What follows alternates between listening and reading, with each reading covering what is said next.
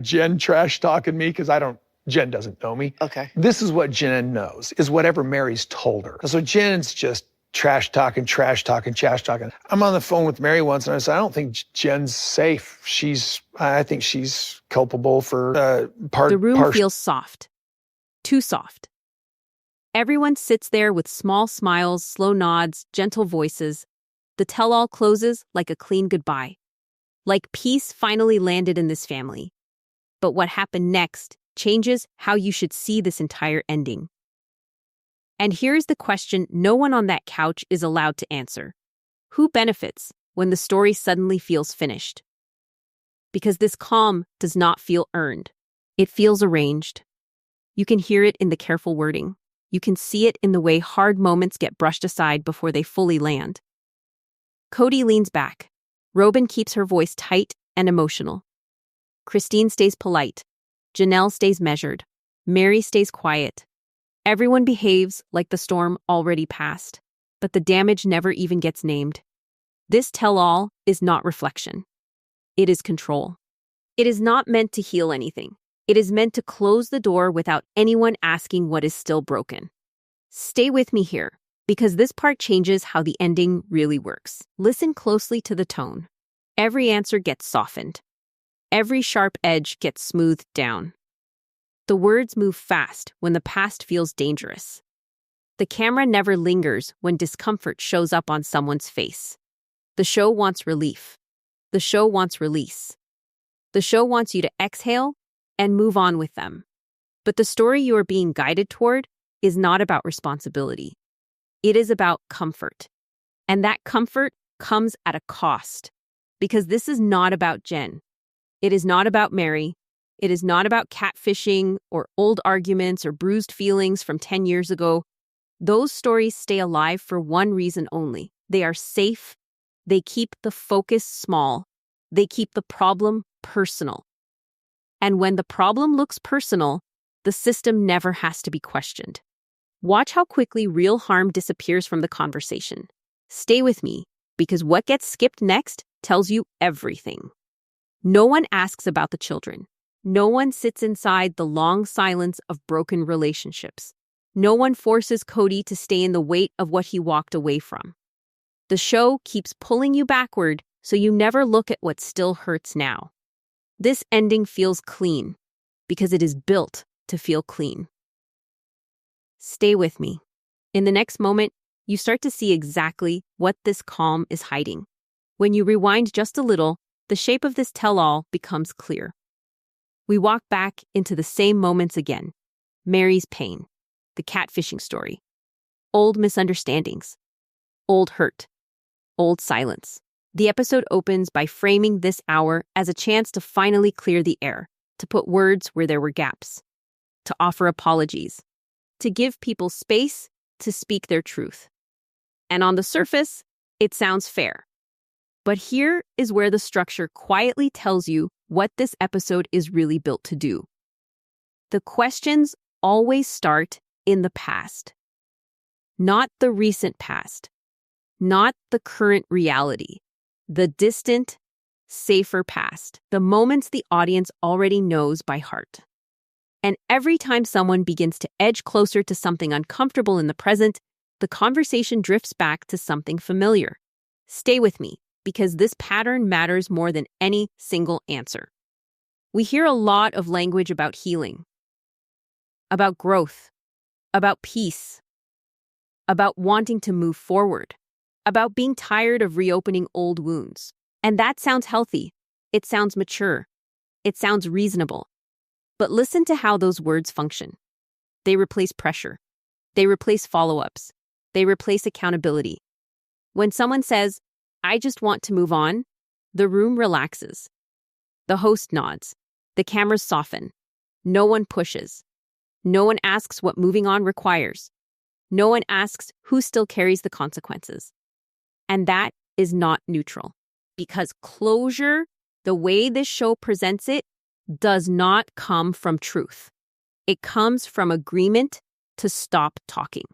Watch how quickly the conversation becomes about emotional fatigue instead of responsibility, about being tired instead of being accountable, about peace instead of repair. And notice who benefits when the standard becomes emotional comfort. Kody does.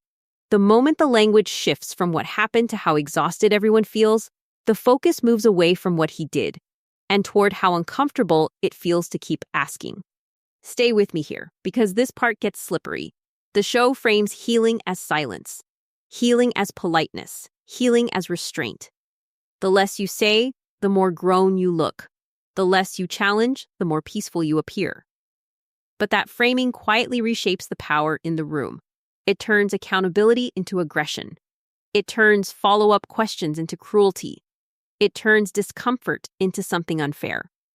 And suddenly, the only person who never has to stay inside the hard part is the one who caused most of it. Stay with me, because what never gets asked next tells you exactly who this structure is built to protect.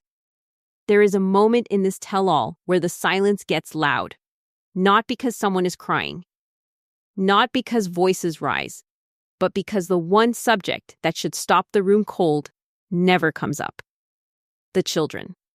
Stay with me here, because this is where the story shifts away from adult feelings and into real damage. We spend an entire season watching marriages fall apart, watching wives break down, watching people try to explain what went wrong. But what never becomes the center of the conversation is what happened to the kids who lived inside all of it. Kody talks about betrayal, about loyalty, about respect, about being hurt, but the camera never holds on the fact that several of his children no longer have real relationships with him. Not distant relationships, not complicated relationships, no relationship. And this is not some old chapter that belongs to the past. This is current. This is ongoing. This is happening right now. Stay with me, because one name should be impossible to ignore here, truly. She is still a minor during much of what we are watching unfold. She still has a father who appears on national television every week. And yet her absence from the conversation is almost total. No one asks how often he sees her. No one asks how they communicate. No one asks what it means for a child to grow up watching their parents' conflict become entertainment while their own relationship with their father quietly disappears. This silence is not accidental. Because the moment you center the children, the entire tone of the tell-all collapses. You can no longer hide behind healing language. You can no longer soften neglect into misunderstanding. You can no longer turn abandonment into exhaustion. Stay with me, because this part matters. The show treats the kids like off-camera details, like background information, like something too sensitive to mention. But sensitivity is not the same as avoidance. When you build a series around family and you build an ending around closure and you erase the children from the emotional accounting, you are not protecting them. You are protecting the adults. More specifically, you are protecting one adult. Because if the host were to ask even one direct question about Kody's relationships with his children, the entire story of this season would shift. It would no longer be about hurt feelings between spouses. It would be about long-term emotional absence. It would be about responsibility that does not end when a marriage ends. Stay with me. The tell-all avoids the children because the children make the harm impossible to repackage. And once you see that, the calm in that room stops feeling gentle. It starts feeling strategic. The Jen storyline drops into this tell-all like a warning label. Suddenly, the conversation shifts. Suddenly, there is a new threat. Suddenly, the problem is no longer what happened inside the marriages. The problem becomes someone outside the family. Stay with me, because this move is not accidental. Listen to how Kody talks about Jen. The language is careful. He does not say he dislikes her. He says she is unsafe. He says she had influence. He says she pushed Meri in a direction he did not approve of. And right there, the story quietly changes shape. This is no longer about how he treated Meri. It becomes about who was whispering in her ear. This is how history gets rewritten. The years of emotional distance, public rejection, and private neglect get compressed into one outside figure. One person who supposedly disrupted something that was already broken long before she existed in the picture. Stay with me here, because calling someone unsafe is not neutral language. It sounds protective. It sounds caring. It sounds like concern. But in this context, it functions as control. It reframes Meri's independence as contamination. It reframes support as interference. And it reframes Kody's discomfort with losing influence as fear for her well-being. This is one of the oldest tricks in this entire series. When a woman begins to detach, the story becomes about who pulled her away, not why she wanted to leave. Stay with me. Notice how quickly this new storyline absorbs oxygen in the room. The host follows it. The conversation expands around it. Details get debated. Motives get questioned. The timeline becomes the focus. And while everyone is busy sorting through Jen's role, something important disappears again. Kody never has to sit inside his own behavior. He does not have to answer for why the relationship had already collapsed. He does not have to explain years of emotional withdrawal. He does not have to confront the reality that Meri was functionally alone while still being publicly presented as part of a marriage. The blame gets rerouted. Outward. Safer. Stay with me, because this redirection protects more than one storyline. It protects the image of authority. It protects the idea that control comes from love. It protects the belief that if women stay close to the right voices, they will remain stable and loyal. And once again, accountability dissolves into distraction. This is not about Jen. This is about preserving the story where Kody is still reacting to harm instead of being responsible for it. And in the next moment, the show quietly shifts away from the one question no outside person can ever answer for him. Every season, the show gives you the same explanation in a new outfit. Jealousy. Poor communication. Different personalities. Different needs. Different love languages. And for years, that framing worked. It kept the conflict small. It kept the damage personal. It made every collapse feel like a private failure between individuals. But stay with me, because once you line up the patterns, the excuse stops holding. The same fights happen with different wives.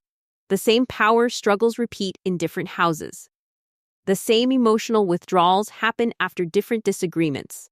Different women, same result. That is not coincidence. That is structure. The real cause of what you are watching is not how these women speak to each other. It is not whether someone felt left out one night. It is not tone, timing, or misunderstanding.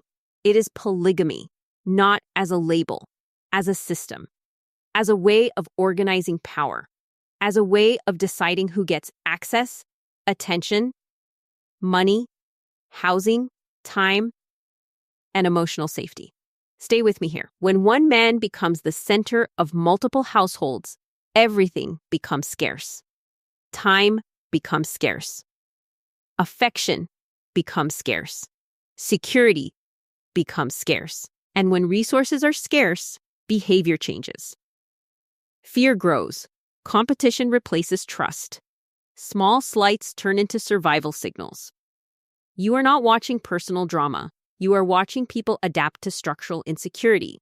This is why the conflicts never resolve. Because the environment never changes. You can hold 1,000 family meetings. You can promise better communication. You can schedule rotations. You can apologize on couches. But the structure stays the same. And the structure keeps producing the same emotional injuries. Stay with me. Polygamy does not simply allow jealousy. It requires it. It requires women to measure their worth through access to one person. It requires constant comparison. It requires silence when speaking risks losing position. And it requires emotional self-erasure to keep peace. This is why the show cannot name the real cause. Because once you name polygamy as the source, the entire narrative collapses. You can no longer treat every breakup as a misunderstanding. You can no longer frame emotional abandonment as personal incompatibility. You can no longer sell conflict as entertainment without confronting the cost. Stay with me, because this explains something important. Why Meri, Christine, Janelle, and Robin all experience different versions of the same pain. Different stories, same outcome. Different timelines, same emotional shape. The system keeps resetting the damage onto a new person. And until the structure is questioned, the show will keep circling the same drama and calling it growth. But once you see this, it becomes impossible to ignore. And in the next part, you start to understand why the women end up turning on each other instead of the system holding them there. If you walk away from this tell-all thinking Robin is the villain and Janelle is the hero, the show has quietly done its job. Because the truth is harder than picking sides. Stay with me here. Both of them are operating inside the same pressure system. Both of them learned how to survive inside a structure where nothing feels guaranteed. Not time, not money, not housing, not emotional safety. And when security is unstable, behavior shifts. You start protecting your position before you protect relationships. Robin talks about wanting harmony, wanting peace, wanting everyone to get along. But watch her body language when conversations turn tense. Her voice tightens. She watches reactions closely.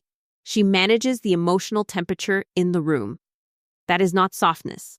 That is awareness. That is someone who knows how quickly the ground can move. Stay with me. Janelle presents differently. She leans practical. She talks about independence. She talks about work. She talks about being okay on her own. But the emotional distance she keeps is not only personality. It is protection. When you learn that conflict can cost you access, safety, or resources, you stop risking vulnerability. You stop over-explaining. You stop trusting intentions. You start managing outcomes. This is why spying and quiet reporting make sense inside this structure. Not because women are naturally manipulative. Because information becomes currency. Knowing what is happening in other houses becomes a way to stay ahead of loss. Stay with me. Competition is built into the system. Money is limited. Living space is negotiated. Time with the same partner must be shared. Emotional availability must be scheduled. Even attention becomes something you wait your turn for. And in that environment, trust becomes fragile. You do not build deep emotional safety with someone who might unknowingly be your competition tomorrow. So you keep emotional distance. You keep your real fears close. You protect your lane. The show frames this as personality conflict. But what you are seeing is adaptation. Robin and Janelle are not villains. They are shaped. Shaped by uncertainty. Shaped by comparison. Shaped by the constant pressure to remain valuable inside a system that measures worth through proximity to one person. Stay with me, because this explains something else. Why alliances shift. Why closeness fades. Why old bonds quietly loosen over time. Fear replaces trust. Not because people stop caring, because caring becomes risky. And in the next part, you start to see who benefits most when women are forced to survive this way. It is easy to explain Kody through ego, loud, defensive, attention-seeking. But that explanation is too small for what the show actually shows you. Stay with me. Kody is not only a difficult man, he is a trained authority figure. From the beginning of this series, the family framed leadership as spiritual, headship as responsibility, decision-making as duty. The language matters because it teaches everyone who belongs at the center and who belongs in orbit. Authority is not earned, it is assigned. And once it is assigned, disagreement stops being normal conflict. It becomes disobedience. Stay with me here. When Kody talks about respect, he is not talking about kindness. He is talking about alignment. He is talking about loyalty. He is talking about women staying emotionally and ideologically in line with him. This is why independence lands as betrayal, not because it hurts his feelings, because it violates the role structure he was raised to protect. The show has always quietly normalized this. Wives are praised for sacrifice, for patience, for emotional flexibility, for staying soft in the face of imbalance. Men are framed as burdened leaders, as overwhelmed providers, as misunderstood decision makers. This is not just family culture. It is belief culture. Stay with me. Religious authority trains men to see their preferences as responsibility, their discomfort as spiritual warning, their control as protection. And when a woman resists, the narrative does not ask what she needs. It asks what went wrong in her heart. It asks who influenced her. It asks why she is no longer safe. We have watched this language over and over. Disloyal, negative, bitter, uncooperative. Those are not neutral words. They are moral labels. They turn disagreement into character failure. This is how misogyny becomes soft. Not through open cruelty, through spiritual framing, through roles, through expectations that only flow in one direction. Stay with me. Kody does not have to invent this worldview on his own. He inherited it. He performs it. And when the women start refusing those roles, the system treats that refusal as a threat to order, not a request for fairness. That is why his anger looks righteous. That is why his hurt sounds justified. And that is why the show keeps slipping past the belief structure and landing only on personality. Because if you name the belief system, you cannot excuse the behavior as simple ego. You have to confront the ideology that trained it.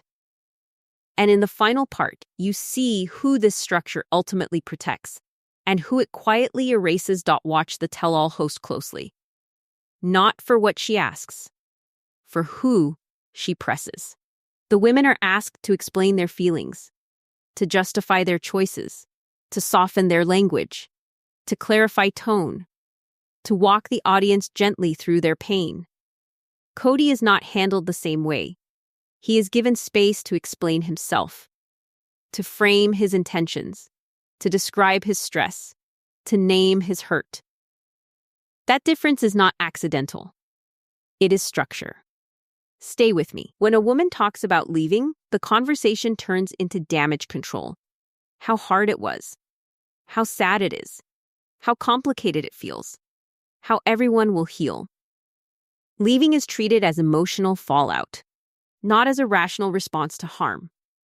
But when Kody talks about loss of authority, the framing shifts. He is centered as someone processing grief, not as someone being challenged. Stay with me. Notice how outside support is always treated carefully. Friends, therapists, new partners. They are framed as influence, as pressure, as possible contamination, as something that must be evaluated before being trusted. But the original power structure is never treated as influence.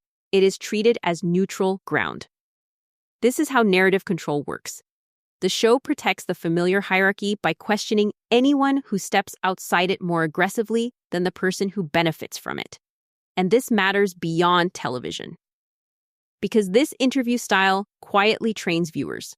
It teaches who deserves patience, who deserves explanation, and who must justify their survival.